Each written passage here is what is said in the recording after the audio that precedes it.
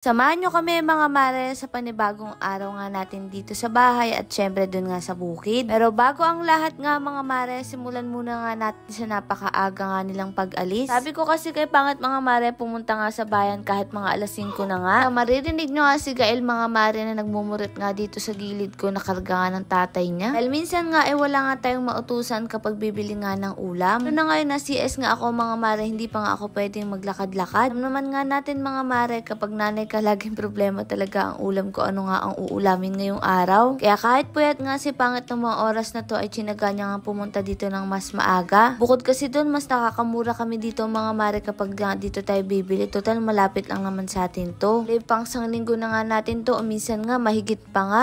Tayo lang naman yung nandito nga mga mare madalas. Ito nga, ito talaga mga mare yung sinadya ni Pangit pang pagatas nga daw to. Totoo ba yun mga mare? Kung sakto, ito nga uulamin ko para nga sa ganun mas mami pa nga ating gatas. Ganun nga siguro mga mare kapag nanay ka na lahat talaga isusubukan mo. Lalo na nga para sa ikabubuti nga ng anak mo. Yan nga mga mare, maririnig nyo nga sa background na umiiyak nga si Gael ay talaga namang stress ng tatay niya. Hapon na rin kasi mga mare, kaya ayan naantok na naman nga. Yun na lang pala, may dala si Pangit na bayong napakalaking bagay kasi hindi na siya mahirapan magbitbit ng plastic. Pili rin pala siya ng iba't iba nga mga mareng klase ng isda. Pagkatapos nun ay pumunta naman sila dito mga mare sa karunihan. Kasi nga sa lugar nga natin mga mare, medyo malayo din talaga ang palengke. Kaya minsan kailangan talaga ng kolong-kolong o kaya motor bago nga makarating sa bibilihan. Minsan kapag nga wala yung mga lalaki wala na kayong mautusan. Bili na nga rin sila dito mga mare ng itlog. Parang ang tagal-tagal na nga rin natin huling na malengke dito mga mare na kasama ako, no? Kung sa bagay simula nung nabuntis ako, hindi na talaga ako sumasama dito kasi alam kong kaya naman na nila. Dahil nga maaga nga sila mga mare na malengke, kaya naman eto napakain na nga rin sila dito ng lugaw. Isus lugaw daw mami pala. Ito yung nakakatawa kapag hindi ka kasama tas nagbo-voice over ka lang, abi manghula ka lang sasabihin mo. May mga nagtatanong pala kung ilang kilo nga si Rangel. Bale 3.6 nga siya mga mare, kaya talagang malaki din talaga. Kaya ang sabi nga dun sa ospital, big boy nga daw ang tawag sa kanya. Kaya nga wala pang isang linggo ay parang isang buwan na ngayong katawan ni Rangel. So yun nga, malapit na nga siyang mag-isang linggo mga mare at ang bilis lang din talaga ng panahon. Mga mare, sinusulit namin yung panahon na ganito newborn pa lang siya. Kasi sabi nga ng mga ibang nanay ay talagang parang inihipan nga lang daw mga maring oras. Hindi natin namamalayan, malaki na sila. Dapat nga daw, sulitin natin yung mga oras na sa atin pa nga sila nakadepende. Dahil darating ang araw mga mare na hindi na nga sila sa atin nakadepende at meron na silang sariling buhay. Kaya naman ayun nga mga mare, sinusulit nga namin ni Pangit yung oras nga na to. Kahit napapagod nga kami at napupuyat mga mare kasi natural lang naman dahil newborn pa lang. Pura namang kagalakan mga mare kapag nakikita namin siyang humingiti. Ito nga si Pangit, todo effort nga rin yan mga mare sa pagtulong sa akin para dumami yung gatas ko. Hindi ko ba naikwento sa inyo mga mare, nandito nga pala si tita. Kaya kahit papaano nga mga mare, hindi nga ako nag-iisip ko ano nga gagawin. At eto, nilinis na nga rin ni tita mga mare yung iba nga na kailangan linisin. Pahinga nga lang si Pangit mga mare, pagkatapos nun ay binilit na nga rin etong si Rangel. Hindi na muna nga ako sumama mga mare kasi grabe talaga sakit ng ulo ko. Sabi ko bukas na lang ako sasama magpabilad nga. Itong mag-ama na nga lang ang mga mare ang pumunta nga dito. Diba tingnan nyo naman, no? Hinabol talaga ni Pangit mga mare yung araw kasi 2 araw na nga nandito tayo, hindi pa rin umaaraw. Natatawa nga ako kay Pangit pag umaalis nga daw siya, gustong-gusto niya na ulit bumalik. Pag nga daw umaalis siya, wala daw tumatakbo sa isip niya, gusto niya nang umuwi. Doon nga siguro mga mare kapag may anak na nga, at eto nga si Pangit, hindi talaga maiwasang hindi titigan yung anak niya. Mga nagtatanong nga sino nga ang kamukha, si Pangit nga po. Naman ang pinagdasal ko mga mare na kamukha niya nga. Para sa ganun meron nga siya mga maring version niya. O siya mga mare, eto nga si tita, nilinis na nga rin yung iba pang isda dito. Kasi mamaya uuwi na nga sila dahil nga may pasok pa nga si Simon. Abay sana all na nga lang si tita mga mare, fresh oh. Tuloy mga mare, naapansin etong hikaw nga ni tita. Bata pa lang kami talaga binibili niyang hikaw. Lalo ko pa nga dati kay tita nga ako mga mare nang hihiram ng chinchansu. Nung maliit siya mga mare na parang paoblong ba yun na nabibili nga sa butika na 20 pesos. Kasi siyang foundation na powder ganun na kumikinangay mukha mo. Ewan ko mga mare kung sino nga nakasubok sa chinchansu na yun. Ito nga si Canoli, nagiging mala superman nga dito sa kakakuha nga ng malunggay na Ate Vilma. Kami na nga rin nating utang kay Ate Vilmang malunggay. Ano kasi nga mga mare, yung tanim nga natin hindi pa nga rin nagkakaroon ng dahon. Siya ito nga mga mare, kinuha na nga rin nila. Kasi noon sa ilalagay niya nga daw mga mare ng malunggay yung halaan. Ewan ko kung tama nga ako mga mare kasi sabi ni Pangit hindi niya nga daw sure. At eto nga dalawang si Canoli, hindi na nga magkasundo mga mare dito sa malunggay. Pagkatapos nga din nun, eto nga inasikaso na nga rin nila. Kailangan ko rin talaga nito mga mare para sa ganun ay dumami na nga yung gatas natin ng tuluyan. Nga lang dumating nga ito mga mare si Onse kasi umuwi nga siya nung nakaraan. Kaya dapat nga mga mare si Pangit ang magluluto pero sabi ni Onse siya na nga lang daw magluluto. Aligigis na nga lang to mga mare tapos talaga na nga lang din ng tubig yun na nga yun. Yung kasi talaga mga mare kailangan ko rin talagang masabaw nga na pagkain. Ngayon pa lang din kasi ako nakakabawi sa katawan ko mga mare ng lakas. Halos mag-iisang linggo pa nga lang din kasi mga mare mula nung CS nga tayo. O siya mga mare, eto na nga ginigisa na nga ni Onsay. Tagal ko na nga sa mundo, ngayon pa lang ako makakakain ng ganito mga mare kasi madalas talaga ay taho nga. Ngayon mga mare, matatry ko nga dahil kailangan natin ng sabaw. Kasi na nga rin ang taga-isip nga mga mare ng ulam kasi marami namang lulutuin. Yun nga lang, hindi alam ko anong pangluto. Marami nga ako mga maring nabasa na panaybuhat nga daw tayo kay Rangel. Totoo lang mga mare, binubuhat lang namin yan kapag nga syempre magpapadedi nga ako. Mas madalas kasi ngayon ay palagi nga siyang tulog. At saka mga mare, naisip din namin hindi naman siguro masama kung bubuhatin mo nga yung anak mo. Bukod kasi dun mga mare, sabi ko nga sa inyo mabilis lang din naman yung oras. Ngayong newborn siya ay talagang susulit at susulitin na nga rin namin. Sabi nga nila kahit mahirap pag newborn pero ito nga din yung mamimiss nga natin, yung maliit pa lang siya nabubuhat natin. Abay kapag 3